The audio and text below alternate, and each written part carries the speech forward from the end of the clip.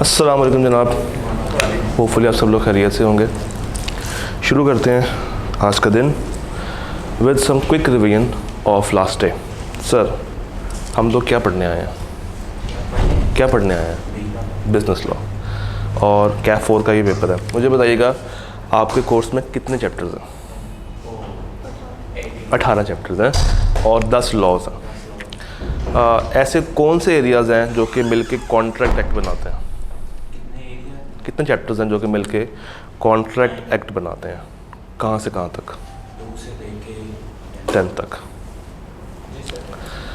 आप मुझे ये बताइए, पार्टनरशिप किन चैप्टर्स पे स्प्रेड है? 11, 12, 13। नेगोशिएबल 14 और 15। मिस अदर लॉज जो कि प्योर क्राइमिंग बेस्ड हैं, फर्स्ट 16, 17 और 18। मिस आप मुझे ये बताइए, कल हम लोगों ने क्या पढ़ा था? सारा पढ़ लिया था कल?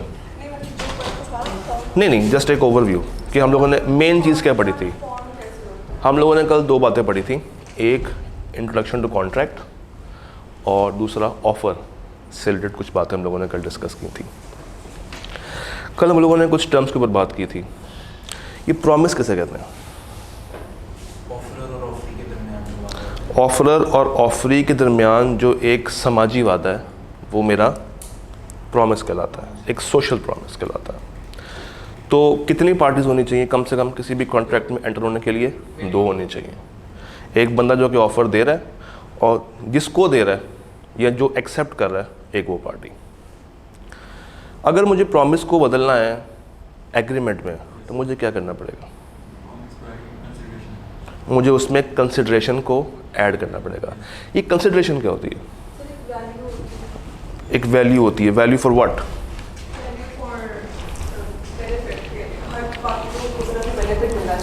जितनी भी पार्टीज उस कॉन्ट्रैक्ट में इन्वॉल्व हैं, किसी ना किसी को नहीं बल्कि सबको बेनिफिट ट्रांसफ़र हो रहा है। तो मिस अगर मैं offer plus acceptance plus consideration add करूं सबको तो क्या बनेगा? कॉन्ट्रैक्ट बन जाएगा, एग्रीमेंट बनेगा। Offer, acceptance, consideration. तो ऑफ़र प्लस एक्सेप्टेंस हो गया मेरा प्रॉमिस में मैंने क्या ऐड किया? कंसिडरेशन। वो क्या होती है? वैल्यू। तो क्या बन गया मेरा? एग्रीमेंट बन गया। प्रॉमिस में और एग्रीमेंट में क्या फ़र्क होता है? प्रॉमिस में जो है वो कंसिडरेशन ही होती है, वो एग्रीमेंट में प्रॉमिस में कंसिडरेशन नहीं होती है और एग्रीमेंट में कंसिडरेशन होती है। यहाँ पे शायद एक पार्टी को बेनिफिट मिल रहा है प्रॉमिस में, मगर एग्रीमेंट में दोनों पार्टीज़ को कोई ना कोई फ़ायदा ज़रूर मिल रहा होता है। तो एग्रीमेंट आ गया मेरे पास। क्या एग्रीमेंट सिर्फ एक्सप्रेस फॉर्म में ही होते हैं? नहीं। और कौन सी फॉर्म होती है? इम्प्लाइड क्या होती है? जिसमें सिर्फ एक्शन से बात की जाती है। तो एक्सप्रेस कॉन्ट्रैक्ट्स कौन से होते हैं? जो बोल के किए जाएं या लिख के किए जाएं। अच्छा, मुझे अगर एक एग्रीमेंट को कन्वर्ट करना है, इवॉल्व करना है इनटू अ कॉन्ट्रैक्ट, तो मुझे क्या करना पड़ेगा? उसमें हम लीगल बाइंडिंग ऐड करते हैं। क्या लीगल बाइंडिंग के ऊपर किताब ने कुछ बहस की है? नहीं। किताब ने ये कहा है कि आपने हमेशा इस चीज़ को अज्यूम करके चलना है कि there is always a legal binding. मगर आप ही मुझे बताइए 3 ऐसे मेथड्स जिससे हम लीगल बाइंडिंग को ऐड कर सकते हैं। ऐसे कौन से 3 तरीके हैं जिससे हम उसको इन्फोर्सेबल बाय लॉ बना सकते हैं या उसमें लीगल बाइंडिंग का एक तड़का ऐड कर सकते हैं?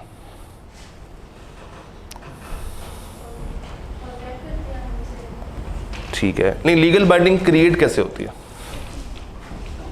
How can we create legal binding? मैं आपके साथ एक कॉन्ट्रैक्ट करता हूँ या एग्रीमेंट कर रहा हूँ कि मैं आपको बी लॉ का फास्ट ट्रैक 5,000 रुपये के अंदर प्रोवाइड करूँगा। नॉर्मल इसका रेट जा रहा है कोई 8-10 हज़ार रुपया, और मैं परफॉर्मेंस के टाइम पे बैकआउट कर लूँ, मैं मुकर जाऊँ, आप अदालत में जाके साबित ना कर पाओ। अदालत कब मानेगी? हाँ, वो एविडेंस या वो रिटन प्रूफ। तो अब सवाल वही है, लीगल बाइंडिंग को मैं कैसे ऐड कर सकता हूँ? आप थोड़ा सा करीब करीब आ गए हो। रिटन एग्रीमेंट करके एक एग्रीमेंट हो गया, और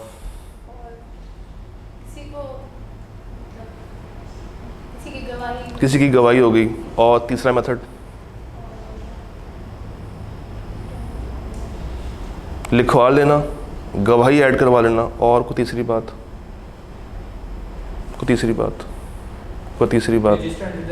रजिस्टर करवा लेना उसको रेलेवेंट लॉ के अंदर। भाई मैंने स्टाम्प पेपर के ऊपर लिखवा लिया है, मगर उसको फोल्ड करके मैंने अपने पर्स में डाल लिया, कानून के डॉक्यूमेंट्स में उसको ऐड नहीं करवाया, तो उसकी कोई वैल्यू नहीं है। उस बंदे के साइन ले लो, और साइन के साथ उसका थंब इम्प्रेशन ले लो, तो इस तरीके से हम लीगल बाइंडिंग को ऐड कर सकते हैं।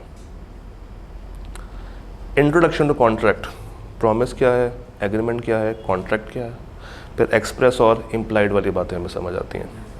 ये ऑफ़र किसे कहते हैं? कोई बंदा किसी को ऑफर करे कि मैं ये सामान तुम खरीदो। ऑफ़र को उर्दू में क्या कहेंगे? पेशकश।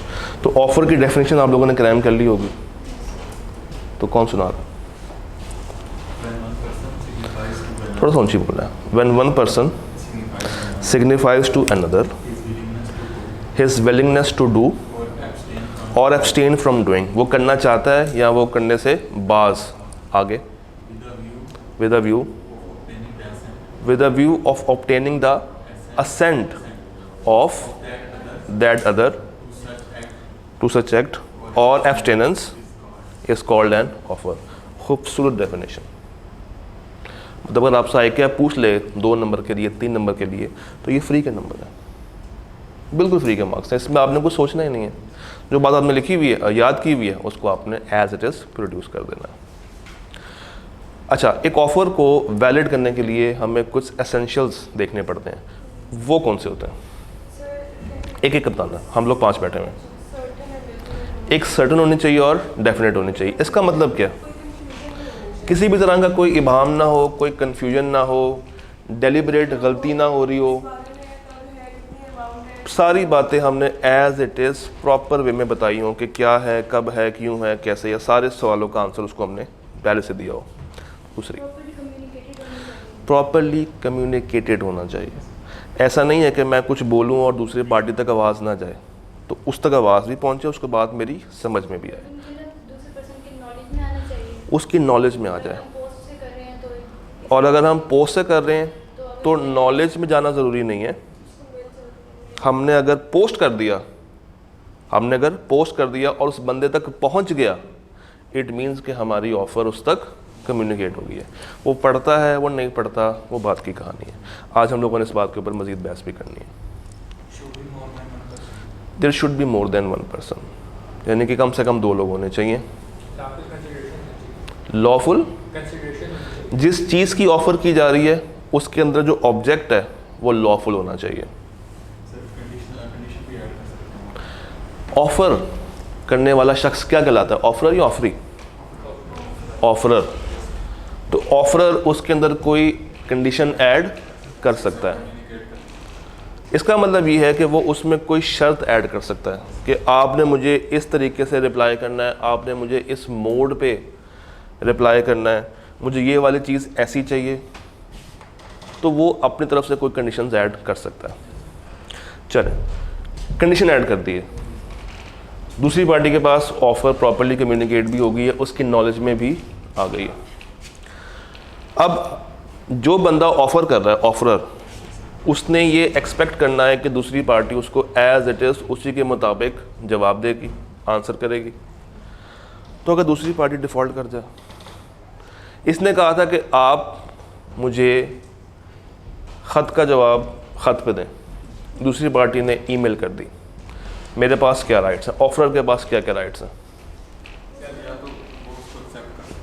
या तो वो उसको मान ले, या उसको इंसिस्ट करे कि जिस मोड पे मैंने तुमको कहा था तुम उसको उसी मोड पे भेजो, या रिजेक्ट कर सकता है। तो एक्सेप्ट कर ले, रिजेक्ट कर ले, या दूसरी पार्टी को कहे कि भाई जिस तरह कहा था उसको वैसे ही भेजो। ठीक है जी। तो प्रॉमिस क्या है, एग्रीमेंट क्या है, कॉन्ट्रैक्ट क्या है, ये बातें हमें क्लियर है। ये सारी बातें मैं क्लियर है? कोई मसला? फिर ऑफर की डेफिनेशन हमें क्लियर है? किस किस ने से याद किया आपके अलावा? आप खैर कर लिए, आपकी भी है नहीं की होगी याद आपको? कोई बात नहीं, एक काम करें, नहीं एक काम करें, इसको तोड़ लें। अब देखिएगा, व्हेन वन पर्सन, जब एक शख्स सिग्निफाई कर रहा है दूसरे को, हमने क्या कहा था? कम से कम तो एक पर्सन ये और एक जिसको सिग्निफाई किया जा रहा है। पहले यहाँ तक तोड़ लें। When one person signifies to another, क्या? हिज विलिंगनेस टू डू और to abstain from doing anything. Comma लग गया, ये सेकंड पार्ट है। जब एक शख्स सिग्निफाई कर रहा है दूसरे को, मगर क्या? विलिंगनेस टू डू, कुछ करने की चीज़ या ना करने की वाली बात, विद अ व्यू। अब तीसरी बात, क्यों कर रहा है? Why? With a view to obtain the assent of that other. किसके ऊपर? टू डू और not to do, to such act और एब्सटेनेंस। तो तीन हिस्सों में आप डिवाइड कर सकते हो। When one person signifies to another, यहाँ तक पहले ब्रेक कर लो। उसके बाद वो क्या कर रहा है, हिज विलिंगनेस वाली बात, ये कॉमा तक ब्रेक कर लो। उसके बाद क्यों, विद अ व्यू वाली बात कर लो। तो शायद ये थोड़ी बहुत आपको आसानी दे दे इसको क्रैम करने में। मगर डेफिनेशंस हैं, हमें क्रैम करनी पड़ेंगी। अब ये तो कुछ भी नहीं है, अभी 16 चैप्टर में जाके 17-18 में जाके आपको बहुत सारी अजीबोगरीब डेफिनेशन का सामना करना पड़ेगा। तो थोड़ा सा दिल बड़ा करें चीज़ों को याद करने में। अच्छा जी, एसेंशियल्स हम लोगों ने कहा था कि ऑफर आप अपने आप को नहीं कर सकते, there should be at least two parties, certain होनी चाहिए और डेफिनेट होनी चाहिए। कंडीशनल्स ऐड कर सकता है ऑफरर। कम्युनिकेशन वाली बात हम लोगों ने कर ली, इसके ऊपर हम लोगों ने आज मज़ीद बात भी करनी है। इन्विटेशन टू ऑफर, ये क्या होती है? ये क्या है? कौन आप में से वॉलंटियर करेगा? बस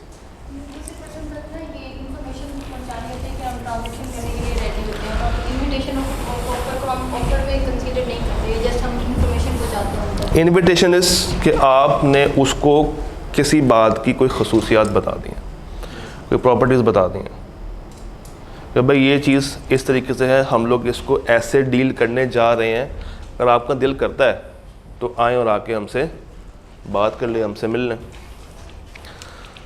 तो इसके अंदर हम लोगों ने कुछ बातें और भी देखी थी, कुछ प्राइस वाली बात भी कवर की थी। वो क्या बात थी? अगर प्राइस नेगोशिएबल हो तो that is not an offer. वो क्या है? वो इनविटेशन है।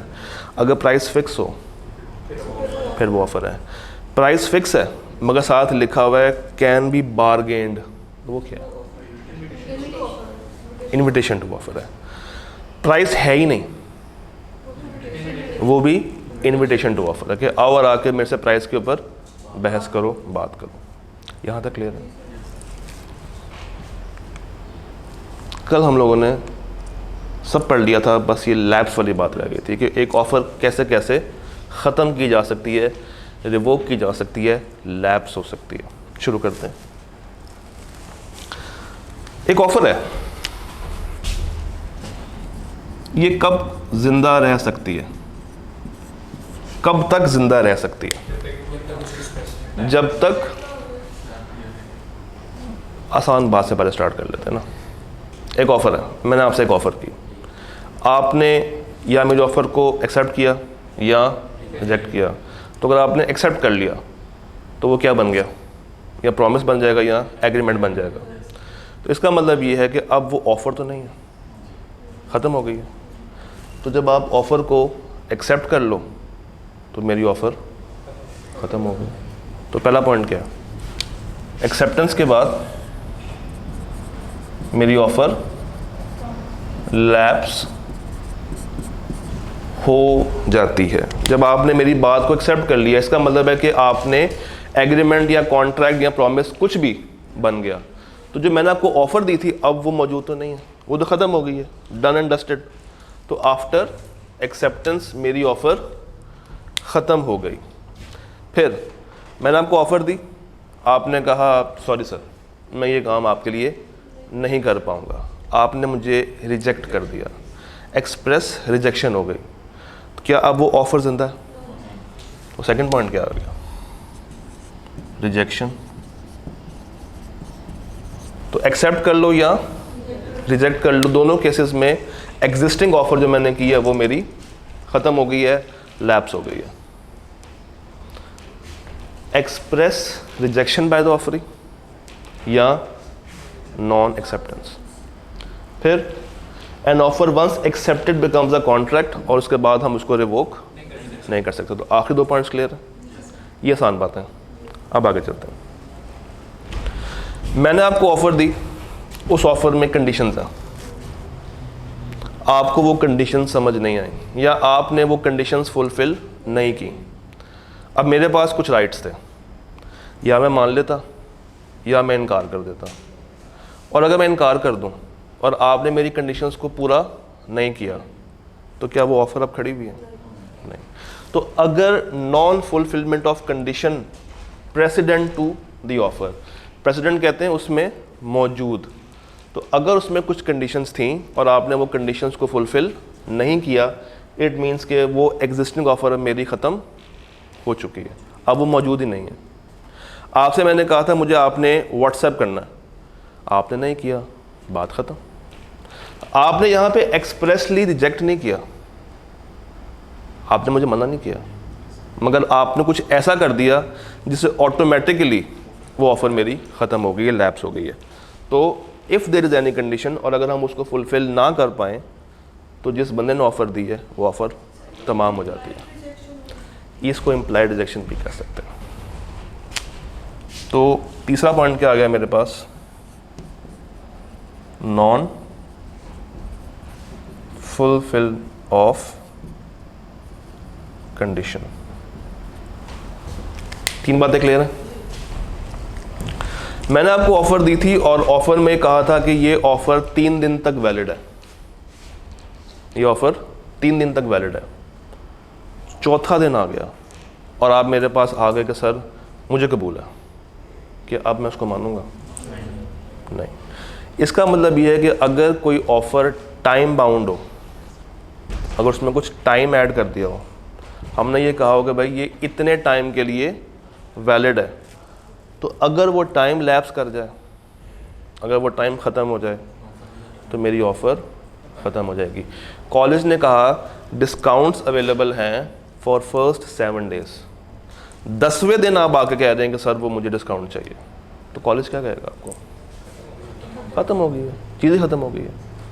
तो lapse of time if it is specified in the offer, और अगर स्पेसिफाइड नहीं है फिर रीज़नेबल टाइम देखते हैं। फिर देखते हैं कि उस तरह की ट्रांजैक्शंस उस मार्केट की इन्वायरमेंट में उसके नॉर्म्स के मुताबिक, उसके कल्चर के मुताबिक कैसे डील की जाती हैं। तो अगर टाइम स्पेसिफाई हुआ है, इट मीन्स कि टाइम स्पेसिफाइड है, और अगर वो गुजर गया तो ऑफर मेरी ख़त्म हो गई है। रीज़नेबल टाइम की कोई एग्जांपल दे सकते हैं? कोई एग्जांपल चेक कुछ ही मैंने अभी स्पेसिफाई नहीं होती, पेरिशेबल गुड्स, और कोई आसान एग्जांपल? कोई example? Reasonable time, time defined नहीं है। बीलो का फास्ट ट्रैक कितने डेज का है? 30 to 40 डेज का बैच है। और अगर आप लोग ये कहते हैं कि सर हम इसमें एडमिशन कराना चाहते हैं, मगर हमारा एडमिशन 1 हफ्ते के बाद होगा और आपने हमें आगे तक लेके जाना है, आगे तक लेके जाना है, तो कोर्स का एंडिंग टाइम क्या है? After 30 days. अगर वो डिफाइंड किया हुआ है तो उसके मुताबिक चलेंगे, और अगर डिफाइंड नहीं है तो हमें कम से कम इम्प्लाइड पता है कि वो 30 दिनों का बैच है। ये एक रीज़नेबल टाइम हो गया। तो इफ़ नॉट स्पेसिफाइड तो ढूंढेंगे हम लोग रीज़नेबल, और अगर स्पेसिफाइड है तो उसके मुताबिक उसको लैप्स कर देंगे। अच्छा, मैंने ऑफ़र की और ऑफ़र एक स्पेसिफिक मोड पे की, और मैं चाहता हूँ कि दूसरा बंदा भी उसी मोड पे मुझे आंसर करे, और अगर वो नहीं कर रहा, मुझे ऑफ़र लैप्स हो गई है। यहाँ तक क्लियर है? अब देखते हैं revocation of offer before acceptance bye the offeree. ये क्या चीज़ है? एक्सेप्टेंस से पहले पहले हम उसको रिवोक कर सकते हैं। अगर एक दफ़ा एक्सेप्ट हो गया फिर क्या होगा, ये एग्रीमेंट बन जाएगा और उसके आगे जाके फिर कॉन्ट्रैक्ट बन सकता है। तो रेवोकेशन ज़रूरी है एक्सेप्टेंस से पहले पहले। लैप्स ऑफ टाइम वाली बात हम लोगों ने कर ली, कंडीशंस वाली बात कर ली, नॉन एक्सेप्टेंस और नीचे वाली बात हम लोगों ने कर ली। यहाँ तक क्लियर है, पक्की बात है। कभी आप लोगों ने रक्षा कराया कहीं जाने के लिए, कभी कराया हो क्या? रिक्शे वाला आपकी बात को बड़ी आसानी से मान लेता, आपके रेट को? नहीं। क्या करता है वो? बार्गेन करता। इसे कहते हैं काउंटर ऑफर। क्या मतलब है इस चीज़ का? आपने एक रिक्शे वाले को अप्रोच किया, आपने कहा कि भाई मुझे बरकत मार्केट जाना है। उसने कहा सर 100 रुपया, यहीं रुक जाए। अप्रोच कौन कर रहा है? हम उसको ऑफ़र दे रहे हैं। कहाँ जाना है, कितने में जाना है, सर्टन है, एब्सोल्यूट है, 2 पार्टीज़ हैं, कोई कंडीशन रखी मैंने? नहीं, सब कुछ सही है। ये ऑफ़र है, ये ऑफ़र है। ऑफ़र है, ए ने ऑफ़र दी आर को 100 रुपये की। कहाँ जाना है? अच्छा, ए को फ़ायदा क्या मिलेगा इस चीज़ से? ए को अपनी डेस्टिनेशन तक पहुंचने का मौका मिल जाएगा। और ये रिक्शे वाले को क्या फ़ायदा मिलेगा? 100 रुपये मिल जाएगा। ये ऑफ़र थी, यहाँ लिख लेते हैं। अगर रिक्शे वाला कहे ठीक है सर बैठो, एक्सेप्टेंस हो गई, कहानी ख़त्म। कहानी ख़त्म, एग्रीमेंट हो गया। क्या कॉन्ट्रैक्ट हुआ? क्या कोई लीगल बाइंडिंग है? तो ये एग्रीमेंट, ये कॉन्ट्रैक्ट नहीं है। अच्छा, रिक्शे वाले ने अपनी आगे से वैरायटी करा दी, सर 100 रुपया नहीं, मैं आपसे लूँगा 120 रुपये, मैं आपसे लूँगा 120 रुपये। तो जो मैंने 100 रुपये की ऑफ़र की थी, उसने मेरी ऑफ़र काट के एक नई ऑफ़र दे दी 120 रुपये की। और जो मेरी एग्जिस्टिंग ऑफ़र थी, ये वाली ऑफ़र, वो मेरी रिवोक हो गई है या वो मेरी लैप्स हो गई। तो अगर कोई काउंटर ऑफ़र आ जाए तो एग्जिस्टिंग ऑफ़र ख़त्म हो जाती है, लैप्स हो जाती है, वो बेचारी फौत हो जाती है, मर जाती है। ज़रा यहाँ पे मुझे बताइएगा ऑफरर कौन और ऑफरी कौन है? अब ऑफरर रिक्शे वाला हो गया और ऑफरी ए हो गया। तो इसका मतलब है कि अब यहाँ पे एक्सेप्टेंस की पावर किसके पास है? ए के पास है। अब पार्टीज टू द कॉन्ट्रैक्ट बदल गई हैं। क्यों? क्योंकि दूसरी पार्टी ने उस ऑफर के बदले काउंटर ऑफर कर दी थी। तो if there is counter offer, वो क्या है? An offer by offeree in response to the original offer. ये ऑफरी कौन होता है? दूसरी पार्टी। दूसरी पार्टी। और ऑफरर कौन है? वो जो पहले जाके जिसने पहल की है। उस केस में किसने पहल की थी? ए ने। तो वो कौन था? ऑफरर। आर कौन था? ऑफरी। उसके बाद आर ने काउंटर किया तो आर ऑफरी से बन गया ऑफरर, और वो ए बेचारा ऑफरर से बन गया ऑफरी। यहाँ तक क्लियर है? कोई सवाल? नहीं, रेट था, रेट डिफाइंड हो गया था, पैसे डिफाइंड हो गए थे। भाई मैंने बल्कर मार्केट जाना है, कितने पैसे लोगे? वो सर बैठे बाद में कर लेंगे, सर बैठे बाद में कर लेंगे। अब यहाँ पे प्राइस सर्टन नहीं है, इसका मतलब है कि ऑफर नहीं है। बट अगर प्राइस फिक्स है कि 120 उसने मुंह से बोल दिया और वो बार्गेनेबल नहीं था, तो उसके बाद अगर कुछ हो रहा है तो वो काउंटर ऑफर में काउंट होगा। नॉर्मली इनविटेशन हम लोग देखते हैं ब्रोशर्स के अंदर, इंक्वायरीज़ के अंदर, या उन बिज़नेस में जिस तरह में इस तरह की चीज़ें यूज़ होती हैं। अब रिक्शे वाले से आपने क्या बेचारे से इंक्वायर करना?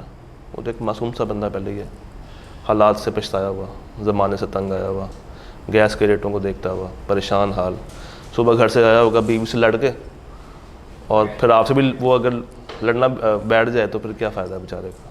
क्यों उसका दिन ख़राब करना? दे दो उसको 120 रुपये, जाओ मज़े की बात है कि हम लोग अपनी मतलब जो चीज़ हमने परचेज़ करनी हो हम उस पर पैसा लगा देते हैं। थोड़ी बहुत पीछे भी देख लिया करें, कुछ वैल्यू अगर आप ऐड कर सकते हैं ज़माने में तो उनको भी दे दिया करें। डन। तो revocation of offer can be before acceptance, ये बात याद रखनी है। Once it is accepted it becomes promise या एग्रीमेंट या कॉन्ट्रैक्ट, कुछ भी हो सकता है। तो नॉर्मली प्रॉमिस का वर्ड माइनस कर दें, अब आप कम से कम उसको एग्रीमेंट तक रखा करें। फिर लैप्स ऑफ टाइम, अगर टाइम मेंशन्ड है तो वो गुजर जाए, लैप्स हो गया, और अगर मेंशन्ड नहीं है तो रीजनेबल टाइम। उसके बाद नॉन फुलफिलमेंट ऑफ कंडीशन और काउंटर ऑफर और नॉन एक्सेप्टेंस या एक्सप्रेस रिजेक्शन। डन। इसमें एक पॉइंट हमारा रह गया, कौन से वाला? डेथ और इंसैनिटी। इसको देखते हैं।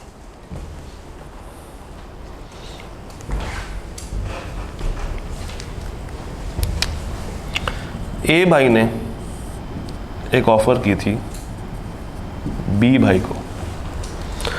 ऑफर क्या थी कि मैं तुम्हारी शादी में आके गाना गाऊंगा, मैं तुम्हारी शादी में आके गाना गाऊंगा। शादी है 10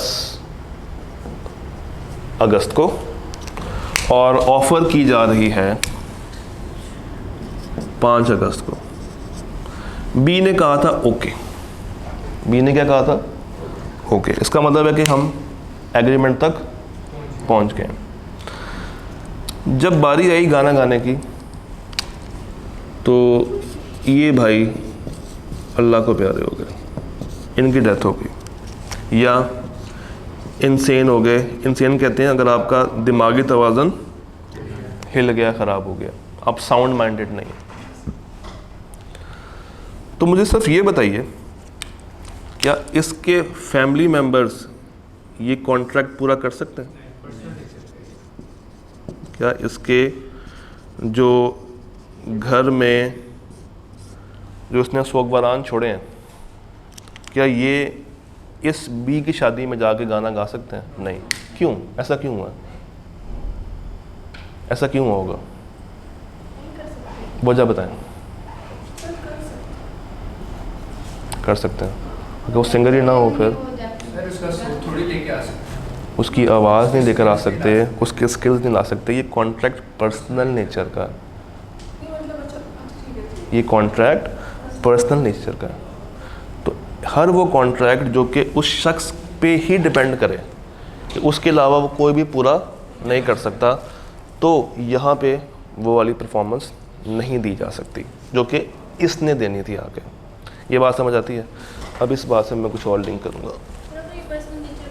अगर ना हो तो फिर ये फैमिली मेंबर्स पूरा करने के लिए लायबल होंगे, फिर इन पे पूरी लायबिलिटी आती है। अगर इस शख्स के एसेट्स इनको मिल रहे हैं तो लायबिलिटीज़ भी साथ ट्रांसफ़र होंगी। ठीक, अच्छा, अब आए ज़रा मेन पॉइंट की तरफ। वो कहता है डेथ और इंसैनिटी किसकी? ऑफरर की। ऑफरर की।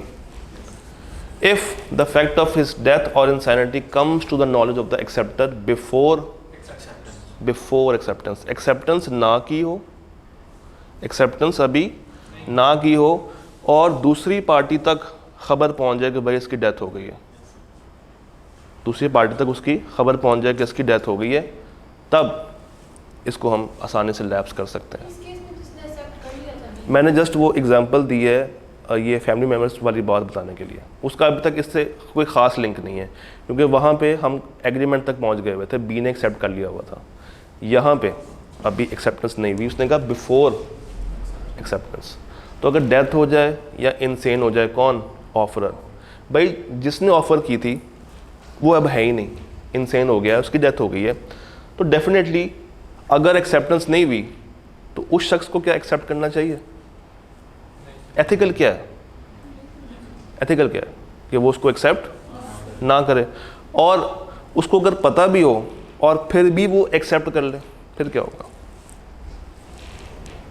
उसको पता है जिसकी डेथ हो गई है और स्टिल उसने एक्सेप्ट कर लिया, फिर क्या होगा? फिर क्या अदालत उस बंदे का साथ देगी?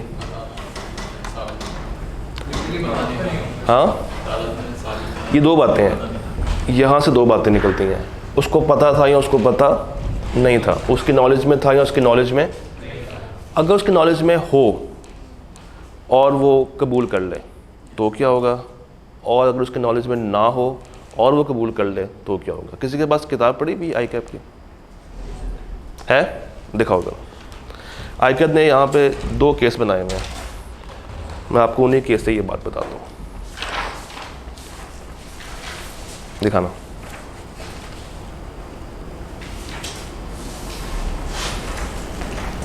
यहाँ पे उसने एक दाऊद वाली मिसाल दी हुई है, गालिबन गाड़ी और दाऊद वाली मिसाल।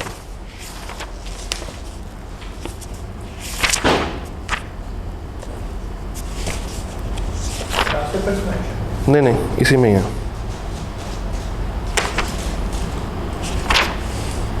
इन्होंने ना एक एग्जांपल यहाँ पे दी हुई है दाऊद के नाम से।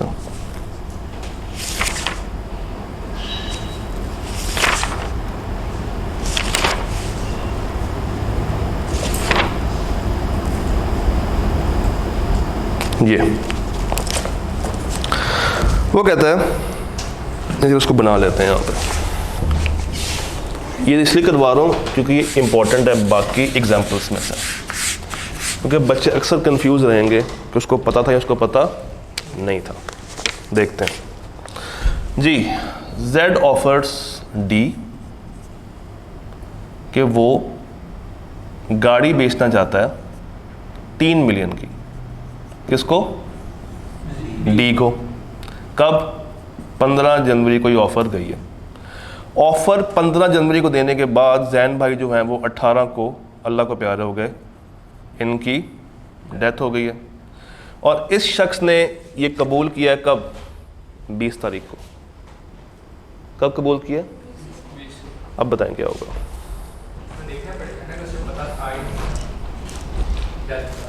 यहाँ से हमने ये देखना है कि उस तक ये बात कब पहुँची कि उसको पता था या नहीं था। तो जब उसने एक्सेप्ट किया 20 तारीख को, केस 1, ही वॉज अवेयर। अब क्या होगा? सोचें क्या होगा, पहले सोचें क्या होगा, थोड़ा सा दिमाग लड़ाएं।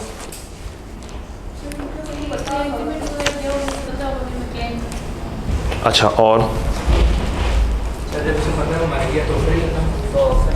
जब उसको पता है कि वो फौत हो गया तो ऑफर ही ख़त्म हो गई। अच्छा, और कोई बात?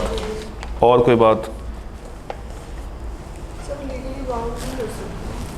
जब उसको पता था कि उसकी डेथ हो गई है और स्टिल उसने एक्सेप्ट कर लिया, तो इसका मतलब ये है कि ये शख्स गलत, ये शख्स रॉन्ग है, ये गलत कर रहा है, इसको करना ही नहीं चाहिए था एक्सेप्ट। जब ये डेथ होगी इसकी और उसको पता है, ही वॉज अवेयर, तो उसको ये एक्सेप्टेंस करनी ही नहीं चाहिए थी। और अगर वो अवेयर था स्टिल वो एक्सेप्ट कर ले, तो इसका मतलब है कि इस शख्स ने गलत किया है। No contract, there is no contract, contract बनेगा ही नहीं। मज़े की बात ये है कि बनाएगा किसके साथ? जो मर गया उसके साथ। जो मर गया उसके साथ बना रहा होगा, बनेगा ही नहीं, उसकी तो डेथ होगी बेचारे की। तो ये बात समझ आती है? हाँ, अगर पर्सनल नेचर का होता ये वाला कॉन्ट्रैक्ट तो फिर तो बिल्कुल ही पॉसिबल नहीं है। तो ये नहीं है ना, ये तो हम गाड़ी बेच रहे हैं। हम गाड़ी बेचना is not a nature of personal. Death के बाद उसके जो लीगल वारसान है वो बेच सकते हैं गाड़ी को, उनके नाम जब एसेट्स ट्रांसफ़र हो जाएंगे। चलो इसी को चेंज कर लेते हैं। He was not aware. अगर वो अवेयर नहीं है तो इसने मासूमियत में किया होगा। क्या कहते हैं मासूम को? इनोसेंट। अब बताएं अब क्या होगा? फिर ये बाउंड कर सकता है, फिर यहाँ पे ये कॉन्ट्रैक्ट मेरा क्रिएट होता है, बन जाता है। तो अब वो डेथ वाला पॉइंट समझ आता है। लैप्स ऑफ ऑफर में कोई सवाल देख लें एक दफ़ा दोबारा से। लैप्स ऑफ ऑफर के अंदर if you have any question तो पूछ लें। इसके साथ हमारा ऑफ़र ख़त्म होता है। कब कब ऑफ़र लैप्स की जा सकती है जी? एक point after acceptance, second point, तीसरा पॉइंट कब कब हम उसको लैप्स कर सकते हैं? कोई भी पॉइंट बता दो। Revocation of offer before acceptance. Before acceptance. तो हमारे पास 1 2 3 4 5 6 7 के करीब पॉइंट्स हैं, और ICAP ने ये बातें बहुत दफ़ा पूछी भी हैं। ऑफ़र में से जो उसको बहुत पसंद है ना पूछना, वो ऑफ़र के लैब्स वाले मेथड है। ऑफ़र के एसेंशियल्स में उसका कभी भी इंटरेस्ट नहीं रहा, उसका एक्सेप्टेंस के एसेंशियल्स में इंटरेस्ट रहता है। ऑफ़र के अंदर आके ऑफ़र की रेवोकेशन के ऊपर उसका बहुत दिल करता है कि वो बार बार इसको पूछता जाए, और पूछता भी वो क्रैमिंग साइड से ज़्यादा। डन। कोई सवाल यहाँ तक? पक्की बात है? आगे चलें फिर, चलें आगे।